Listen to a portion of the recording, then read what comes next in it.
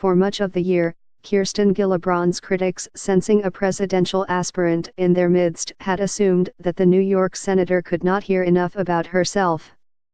For one day at least, it appeared she had. It had been about 10 hours since President Trump accused her of begging for campaign contributions that she would do anything to secure, and the Ms. Gillibrand, driving with her 14-year-old son on Tuesday evening, flipped on the radio looking for an update on the Senate race in Alabama.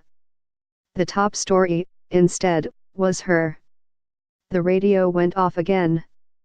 What, exactly, had the president said about her? Her son asked. He thinks mommy is doing a bad job, she recalled telling him, taking care to censor. After a Senate career spent elevating victims of sexual harassment and assault as a defining political focus, Ms. Gillibrand has assumed her place at the head table of the Democrats' anti-Trump movement. The reason is simple: her cause became the country's. And she has made sure to stay out front in the reckoning. Ms. Gillibrand was the first in her caucus to say Senator Al Franken of Minnesota should resign. She was the first prominent Democrat to say President Bill Clinton should have left office for his own sexual misconduct in the 1990s. She called for Mr. Trump to step down, citing his numerous and credible accusers. Then came Mr. Trump's Twitter counterpunch, which was widely viewed as innuendo-laden and which Ms. Gillibrand denounced as a sexist smear. Yet Ms. Gillibrand's strengthening hand in national Democratic politics owes to more than mere circumstance.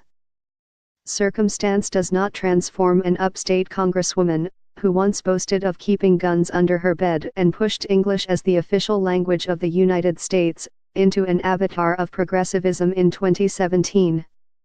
Ever since her long-shot entrance into a 2006 House race against an entrenched Republican in a conservative district, Ms. Gillibrand has been underestimated. Colleagues in the House once derided her as Tracy Flick, the hyper-ambitious blonde played by Reese Witherspoon in the movie Election. And when David A. Paterson, New York's governor at the time, made her the shock pick to fill Hillary Clinton's Senate seat in 2009, she was immediately seen as vulnerable, especially from the left. She had very middle-of-the-road points of view. Mr.